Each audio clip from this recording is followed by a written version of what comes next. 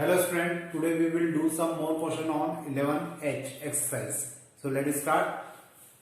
2 plus sin 2x upon में 1 plus cos 2x into e to the power x dx.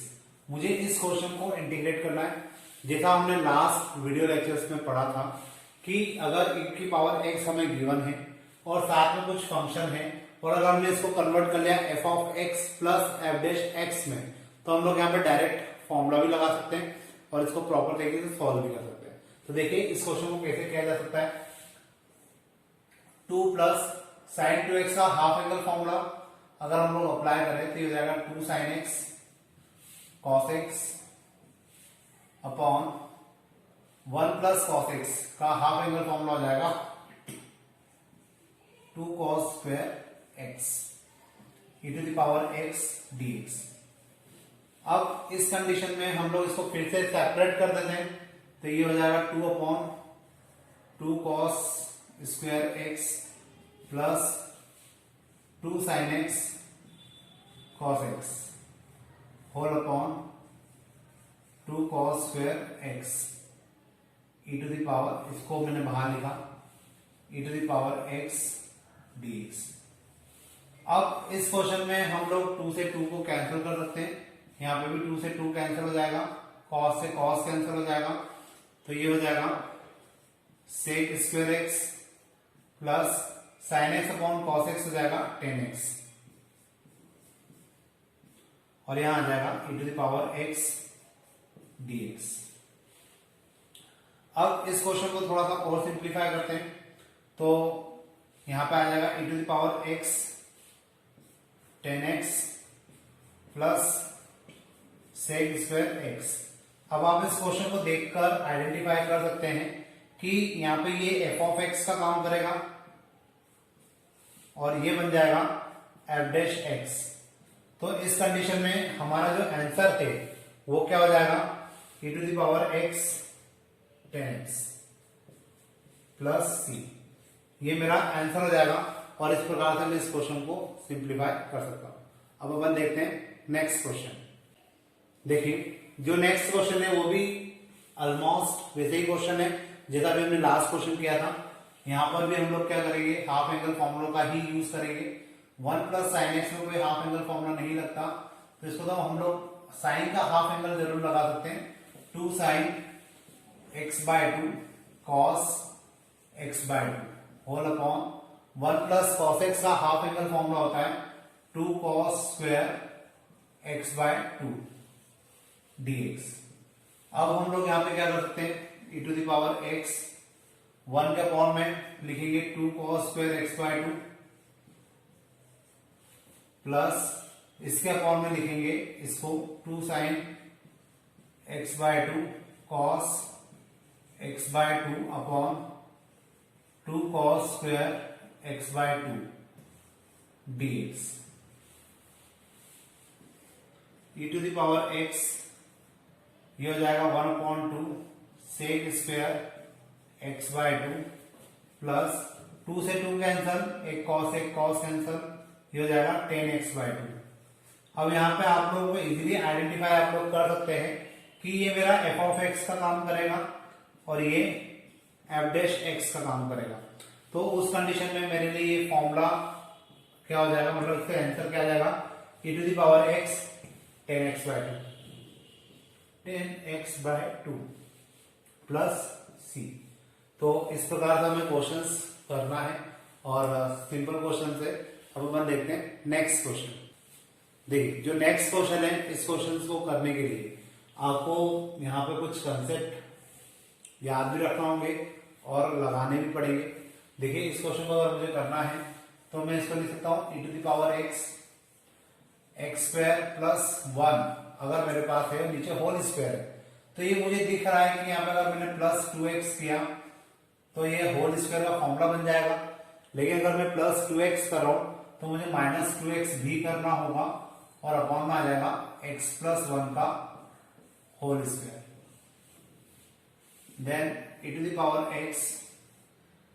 x plus 1 का whole square upon x plus 1 का whole square minus 2x upon x plus one का whole square. ये दोनों term आपस में cancel हो जाएगी। E to the power x यहां आ जाएगा 1 minus 2x upon x plus 1 to the power 2। अब देखिए ये क्वेश्चन यहाँ पे आके उलझ जाता है। स्टूडेंट यहाँ तक के क्वेश्चन तो कर देते हैं, लेकिन इसके बाद इस क्वेश्चन पे आके अटक जाते हैं। तो अब आपको ध्यान से देखना है कि किस प्रकार से इस क्वेश्चन को किया जाएगा। क्योंकि अब यहाँ पे वो फॉर्मूला नहीं लगेगा जो अभी तक हम लोग लगाते हुए आ रहे थे। इस क्वेश्चन को करने का तरीका थोड़ा सा बदल जाएगा।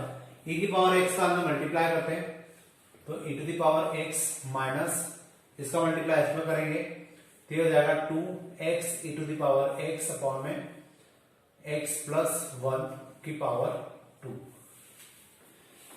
ये क्वेश्चन कुछ इस तरीके का हो जाएगा। E to the power x का इंटीग्रेशन कितना होगा, E to the power x ही होगा, लेकिन इसको हम लोग इंटीग्रेट नहीं कर पाएंगे।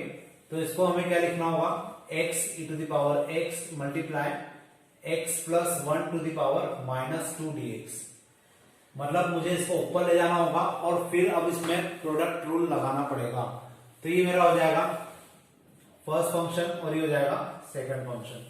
तो अब देखिए क्या होगा, E to the power X minus 2 first function as it is, और इसको इंटीग्रेट करेंगे तो ये हो जाएगा माइनस का x प्लस 1 माइनस, फिर डी बाई डी एक्स करते हैं इसका, तो इसका डी बाई डी एक्स करेंगे तो E to the power X plus 1 आ जाएगा।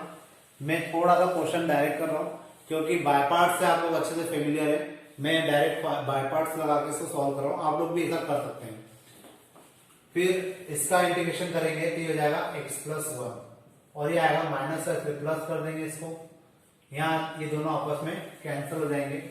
E to the power x minus 2 minus X E to the power x upon में x plus 1 plus E to the power x का integration क्या हो जाएगा, E to the power x ही होगा। तो we can write E to the power x, E to the power x minus 2 LCM ले लेते हैं, x E to the power x plus E to the power x x plus E to the power x upon में x plus 1। ये दोनों term cancel हो जाएगी और finally मेरे पास हो जाएगा E to the power x minus 2 E to the power x upon में x प्लस 1।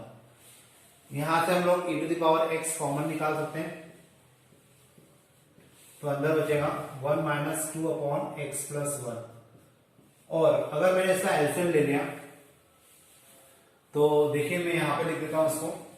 अगर मैंने इसका एलसीएम लिया तो उस कंडीशन में क्या हो जाएगा, E to the power x as it is और अंदर आ जाएगा x प्लस 1 माइनस 2 अपॉन में x plus 1। E to the power x यहां आ जाएगा x माइनस 1 अपॉन में x प्लस 1। तो ये मेरा फाइनल आंसर हो जाएगा और मुझे इस प्रकार से क्वेश्चन को सॉल्व करना होगा।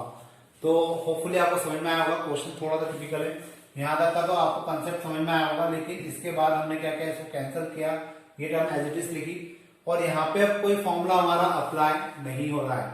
जब यहाँ पे कोई फॉर्मूला अप्लाई नहीं हो रहा है तो ए टू द पावर एक्स को हम लोग अंदर मल्टीप्लाई करेंगे और जैसे हम लोग इसको अंदर मल्टीप्लाई करेंगे यहाँ e to the power x हो जाएगा 2x e to the power x upon में x प्लस 1 का होल स्क्वायर हो जाएगा।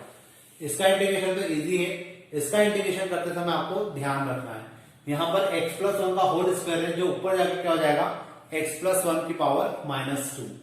देन यहाँ पे ये फर्स्ट फंक्शन और ये सेकंड फंक्शन, इसमें मैंने बाय पार्ट्स लगाया, इसको आप कैलकुलेट करेंगे तो फाइनली आपको ये आंसर मिलेगा। ये क्वेश्चन इंपॉर्टेंट भी है और अपने आप में ये भी एक क्वेश्चन है। अगर आप एग्जांपल्स देखेंगे तो उसमें आपको ये एज अ क्वेश्चन दिया हुआ है, यहाँ से एक क्वेश्चन अलग से बनता है, तो आपको मेथड वैसे भी आना चाहिए, क्योंकि अगर आपने क्वेश्चन कर लिया तो आपके 2 क्वेश्चन कवर हो जाते हैं। तो अब होपफुली ये आपको समझ में आया होगा। अब अपन देखते हैं नेक्स्ट क्वेश्चन। देखिए जो नेक्स्ट क्वेश्चन मुझे दिया हुआ है, इसमें दिया हुआ है x माइनस 3 अपॉन में x माइनस 1 का होल क्यूब। मुझे इसको सॉल्व करना है और सॉल्व करके इसको करने का अगर फॉर्मूला लग सकता है तो फॉर्मूला लगाना है। तो देखिए हम लोग यहाँ क्या करेंगे, e to the power x को लिखा है एज इट इज और x माइनस 3 को मैं लिख सकता हूं x माइनस 1 माइनस 2 अपॉन में x माइनस 1 की power 3। e to the power x यहां पर x माइनस 1 अपॉन में x माइनस 1 का whole cube minus 2 upon x minus 1 का होल क्यूब। ये इस प्रकार से आ जाएगा। अब इसमें हम लोग क्या कर सकते हैं, e to the power x, ये टर्म इसके साथ कैंसल, यहां बचेगा 1 upon x minus 1 minus 2 upon x minus 1 का होल क्यूब। ये कुछ ऐसा बचेगा। अब यहां पे आप लोग ध्यान से देखिए, ये मेरा f ऑफ x है और ये मेरा प्लस एफ डैश एक्स है, क्योंकि अगर आप इसको डिफरेंशिएट करेंगे तो यही आएगा। ठीक है, अगर आपको नहीं अगर क्लियर है तो 1 अपॉन एक्स माइनस 1 को मैं अलग से डिफरेंशिएट करके बता देता हूं। इसको अगर मैं डिफरेंशिएट करूंगा तो डी बाई डी एक्स ये हो जाएगा एक्स माइनस 1 की पावर माइनस 1, इसका इंटीग्रेशन में माइनस 1 आगे आ जाता है, एक्स माइनस 1 की पावर माइनस 2, तो ये हो जाएगा minus 1 upon x minus 1 to the power 2। ठीक है, तो मैं इसको कुछ इस प्रकार से भी लिख सकता हूं, एक्स माइनस 3। ठीक है, तो यहां पर कितना आ जाएगा, माइनस 1 अपॉन एक्स माइनस 1 की पावर, सॉरी ये अपन ने गड़बड़ कर दी, यहाँ पे स्क्वायर है तो ये स्क्वायर है, तो उस कंडीशन में यहाँ पे स्क्वायर आएगा, यहाँ पे स्क्वायर आएगा और यहाँ पे माइनस 2 आ जाएगा और यहाँ पे माइनस 3 आ जाएगा, तो यहाँ माइनस 2 आएगा और यहाँ पे 3 आएगा। तो देखिए यही आ रहा है टर्म, तो इसी कारण से मैं आपको बोल रहा हूं कि आपका एफ ऑफ एक्स हो जाएगा और ये एफ डैश एक्स हो जाएगा। तो मैं इसको डायरेक्टली एज अ आंसर क्या लिख सकता हूं, e to the power x multiply 1 upon x minus 1 का होल स्क्वायर। तो ये मेरे लिए क्या हो जाएगा, आंसर हो जाएगा। अब अपन देखते हैं सेम इसमें का ही एक और क्वेश्चन। देखिए जो नेक्स्ट क्वेश्चन है वो भी सेम वैसे ही क्वेश्चन दिख रहा है जैसा अभी थोड़ी देर पहले हमने किया था, और इस क्वेश्चन को सॉल्व करने के लिए इसको हमें ब्रेक करना होगा। किस प्रकार से ब्रेक करेंगे, देखिए 2x माइनस 3 माइनस 2 लिख सकते हैं, 2x minus 3 to the power 3 e to the power 2x, then 2x minus 3 upon 2x minus 3 to the power 3 minus 2 upon 2x minus 3 to the power 3, और यहाँ पे बाहर क्या जाएगा, e to the power 2x। अब मुझे इसको integrate करना है, अगर मुझे इसको इंटीग्रेट करना है तो यहाँ पे क्या जाएगा, e to the power 2x तो एज इट इज है, ये अब आपको यहाँ पे ये दोनों वैल्यू कैंसिल हो जाएगी, तो ऊपर आएगा 1 अपॉन 2x माइनस 3 का square minus 2 upon 2x minus 3 की पावर 3। अब यहाँ पे आपको जज करना पड़ेगा कि इसका डिफरेंशिएशन यही होता है। अब इसका डिफरेंशिएशन अगर यही होता है तो मेरा आंसर क्या आ जाएगा, e की पावर 2x है, इस बात का भी आपको ध्यान रखना है, e की पावर 2x है, तो इसका आंसर जो होगा वो e to the power 2x upon 2, ये अपॉन 2 इसके कारण आया है, और यहाँ पे साथ में आ जाएगा multiply 1 upon 2x minus 3 to the power 2, ये मेरा आंसर हो जाएगा। तो इस प्रकार से मैं इन क्वेश्चंस को सॉल्व कर सकता हूं। अब अपन देखते हैं एक और नेक्स्ट क्वेश्चन। देखिए जो नेक्स्ट क्वेश्चन मैंने लिखा है, आपको याद होगा लास्ट लेक्चर जो हुआ था उसमें हमने फॉर्मूले पढ़े थे और इसी का मैंने फॉर्मूला भी लिखा था। तो हो सकता है कभी यही क्वेश्चन आपको एज अ फॉर्मूला जो था उसको प्रूफ करने के लिए दे दिया जाए और बोला जाए कि इसका आंसर वही होगा जो अपन ने फॉर्मूला लिखा था वो लेके आना है। तो ऑब्वियस है कि अब मुझे अगर इसको सॉल्व करना है तो इसमें क्या लगाना पड़ेगा, बाय पार्ट्स लगाना पड़ेगा। तो देखिए कैसे होगा, मैंने आपको बोला था कि इस टाइप के क्वेश्चन में हमेशा अपन क्या मान लेते हैं इसको, आई के इक्विवेलेंट। तो आई इक्वल टू कितना हो जाएगा, ये हो जाएगा मेरे लिए सेकंड फंक्शन और ये हो जाएगा फर्स्ट फंक्शन। तो cos bx integration of e to the power ax minus, मैं dx लिखना अगर कहीं भूल जाऊं तो आपको उसको माइंड नहीं करना है, आप लोग उसको लिख सकते हैं ऐसे, d by D x of, यहां पे आ जाएगा cos bx integration of e to the power ax dx। वैसे मैंने कोशिश की कि मैं सब जगह dx लिखूं, लेकिन हो जाता है कभी कभार लिखना छूट जाता है, तो dx बाय डिफॉल्ट इंटीग्रेशन के साथ होता है। अब यहां पर हम लोग इसको सॉल्व करते हैं, तो ये हो जाएगा i equal to cos bx into e to the power ax upon a। इसका इंटीग्रेशन करेंगे तो e की पावर ax ही आ जाएगा, अपॉन में आ जाएगा a, माइनस यहां पर इसको डिफरेंशिएट करेंगे तो ये हो जाएगा माइनस का sine B x into b, क्योंकि इसको डिफरेंशिएट करेंगे तो माइनस का साइन जनरेट होगा, आगे प्लस आ जाएगा और यहाँ बी आ जाएगा, साथ में आ जाएगा e to the power A x upon a. Clear? इसको थोड़ा सा सिंप्लीफाई करके लिख लेते हैं।